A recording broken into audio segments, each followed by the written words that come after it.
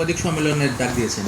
গতকাল কংগ্রেস দলের বিধায়ক ৯ নং বনমালীপুর কেন্দ্রের শ্রী গোপাল চন্দ্র রায় এবং কংগ্রেসের বরিষ্ঠ নেতা উনি উনার নিজ এলাকায় একটা দলীয় সভা করছিলেন।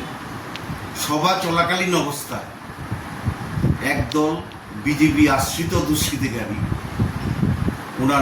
উনার সভায় হামলা করে, অশ্লীল ভাষায় গালিগালাজ করে এবং কুরুচিকর স্লোগান দিতে শুরু করে এবং ওনাকে খুনের হুমকি দেয়। এটা আমরা কোনোভাবে মেনে নেব না। কংগ্রেস দল আমরা এর তীব্র ধিক্কার জানাচ্ছি এবং এটার আমরা প্রতিবাদ জানাচ্ছি। একটা গণতন্ত্র রাষ্ট্রে প্রত্যেকটি সাধারণ মানুষেরই তার মত প্রকাশের, সভা সমিতি মিছিল মিটিং করার অধিকার আছে। তারপর একজন বিধায়ক উনার নিজ এলাকায় উনি একটা দলীয় কর্মসূচি করতে গেছেন, এরপর উনার উপর আক্রমণ, এটা কোনো অবস্থাতেই বরদাস্ত করা যায় না। আমরা একটা গণতান্ত্রিক রাষ্ট্রে বাস করি। এই গণতন্ত্রের যেখানে মুখ্যমন্ত্রী বারবার বলছেন সুশাসন, এটা কিসের সুশাসন? মানুষ যদি কথা বলতে না পারে, মানুষ যদি সভা সমিতি করতে না পারে, মানুষ যদি তার মনের ভাব প্রকাশ করতে না পারে, এখানে যদি এটা কি মাফিয়া রাজ চলছে? এটা একটা নৈরাজ্য, এটা স্বৈরাচার। এই স্বৈরাচার বেশি দিন চলতে পারে না। মানুষ এর বিরুদ্ধে রুখে দাঁড়াবে এবং এর পরিণতি ভয়াবহ হবে। আজকে যারা গায়ের জোরে রাজ্য শাসন করছে, আমার তো মনে হচ্ছে যে মাফিয়াদের হাতে, দুষ্কৃতীদের হাতে ত্রিপুরা রাজ্যের শাসনভার চলে যাচ্ছে। আমি তাই মুখ্যমন্ত্রীর কাছে আবেদন করব, উনি একাধারে মুখ্যমন্ত্রী, উনি একাধারে স্বরাষ্ট্রমন্ত্রী, উনার আমলে এগুলি কি হচ্ছে অনতি বিলম্বে এর বিরুদ্ধে ব্যবস্থা গ্রহণ করতে হবে, নতুবা কংগ্রেস দল বৃহত্তর আন্দোলনে সামিল হবে।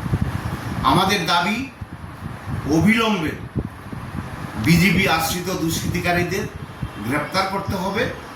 ২ নাম্বার, দুষ্কৃতিকারীদের যথাযথ শাস্তির ব্যবস্থা করতে হবে এবং আমাদের বিধায়ক গোপাল চন্দ্র রায়ের সিকিউরিটি অ্যারেঞ্জমেন্ট জোরদার করতে হবে এবং যে বাড়িতে সভাটা হয়েছে ওই বাড়ির উপর যাতে কোনো অপ্রীতিকর ঘটনা না ঘটে তার জন্য পুলিশের নজরদারি বাড়াতে হবে।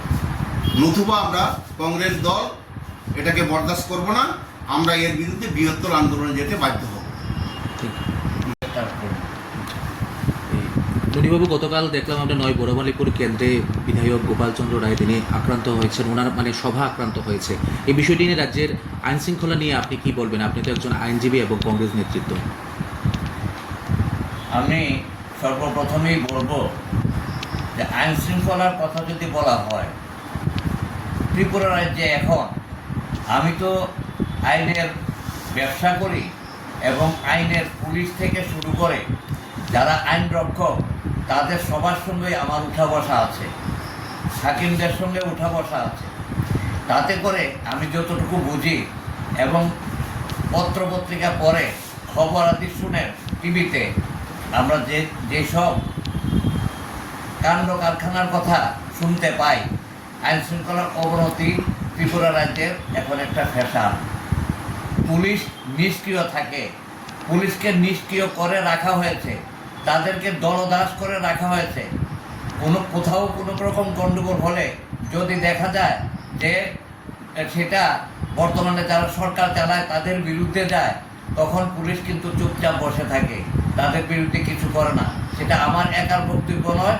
আপনারা যে কোনো পত্রপত্রিকায় ডেইলি নিউজগুলি পড়লেই আপনারা দেখতে পাবেন যে সাংবাদিকরাও এইগুলি নিয়ে কথা বলে, সম্পাদকেরাও এইগুলি নিয়ে তাদের পত্রিকায় লেখালেখি করে।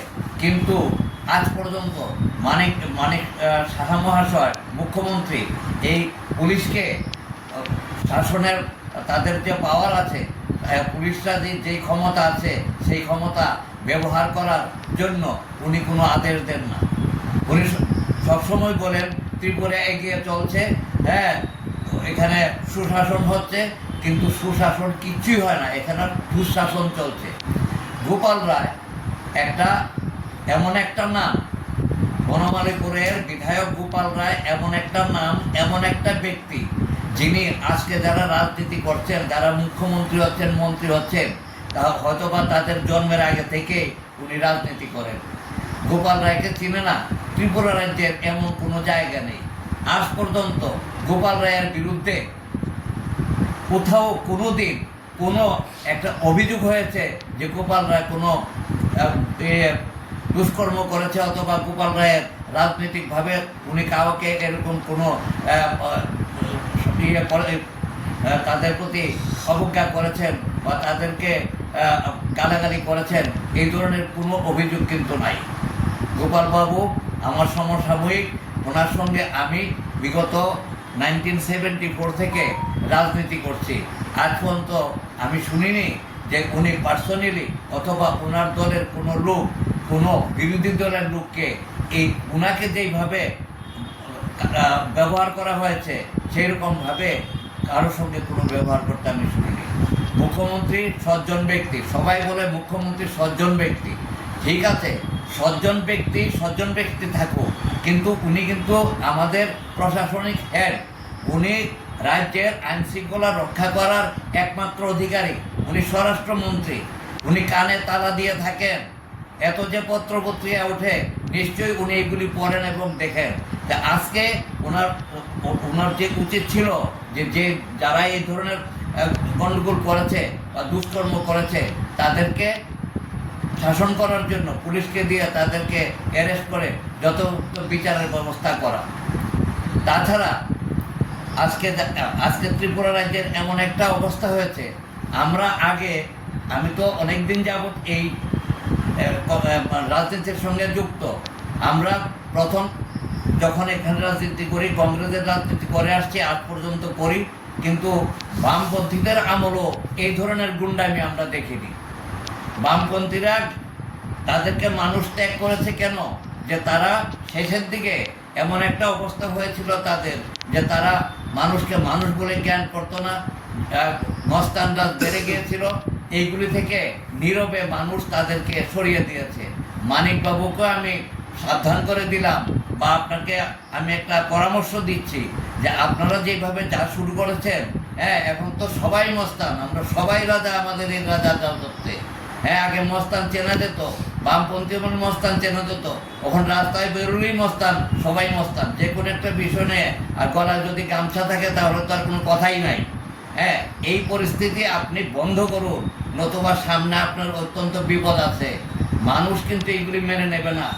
আপনাদের যে বর্তমান যেইভাবে আপনারা প্রশাসন চালাচ্ছেন, মানুষ এইগুলি মেনে নেবে না। ঘুষ খাওয়া থেকে শুরু করে বেআইনি এমন কোনো কাজ নাই যে প্রশাসনের লোক করছে না। আমরা আরো বললে হয়তো আপনারা লজ্জা পাবেন যে যাদের হাতে আমরা আমাদের ক্ষমতা দিয়েছি তাদের সম্বন্ধে যেসব কথা পত্রপত্রিকায় ওঠে, এতে করে মুখ্যমন্ত্রী আপনার কি লজ্জা হয় না? এদের বিরুদ্ধে প্রশাসনকে ব্যবহার করে অথবা প্রশাসনের লোককে কাজে লাগিয়ে ওনাদের মুনাফা লুটছেন, এগুলি পত্রপত্রিকা থেকে আমরা পাই। আমরা তো আর তোর বাড়ি ঘরে গিয়ে খবর করি না, কিন্তু পত্রপত্রিকা এগুলি উঠে। কাজে সাবধান, আমরা আপনাদের কর্মীদেরকে আপনারা একটু সাবধান করবেন যে যদি আপনাদের আগামীতে আবার সরকারে আসতে হয়, তাহলে এই ধরনের যারা কাজ করে তাদেরকে আপনারা এখন থেকে রাস্তানো তৈরি করেছিল বিপ্লব দেব, ওনাকে সরিয়ে দেওয়া হয়েছিল এইসব মস্তান রাজ তৈরি করার জন্য। আমরা ভেবেছিলাম যে বর্তমান মুখ্যমন্ত্রী সজ্জন ব্যক্তি, উনি প্রশাসনটাকে ঠিকভাবে করবেন, কিন্তু আমরা লক্ষ্য করছি পুলিশকে একদম নিষ্ক্রিয় করে দেওয়া হয়েছে। তারা কোনো যে কোথাও যদি গণ্ডগোল হয় এবং যদি দেখে এটার মধ্যে বিজেপির কোনো লোক জড়িত আছে, কিচ্ছুই করে না, তাদেরকে অ্যারেস্টও করবে না, শাসনও করবে না, কিচ্ছুই করবে না। ভাবখানা এখন যে আমাদেরকে বলে দিয়েছে, আমরা কিছু করার নেই, যা খুশি করুক, আমাদের কি আসে যায়। লোকেই ঠিক করবে, আগামী দিনে ভোটাররাই ঠিক করবে যে এই প্রশাসন যারা এখন আছে, রাজত্বে যারা আছে, তাদেরকে রাজত্বচ্যুত করবে কি করবে না, তাদের রাজত্বচ্যুত করবে কি করবে না। কাজেই আমি মনে করি যে এই গোপাল রায়ের বিষয়টা নিয়ে এটা অত্যন্ত স্পর্শকাতর ব্যাপার হিসাবে মনে করি। গোপাল রায়ের বিষয়টাকে নিয়ে আমরা যারা কংগ্রেসের সমর্থক আছি, সবাই একসঙ্গে বৃহত্তর আন্দোলন গড়ে তোলার জন্য আমি তাদেরকে আহ্বান জানাচ্ছি। শুধু তাই নয়, প্রশাসনকে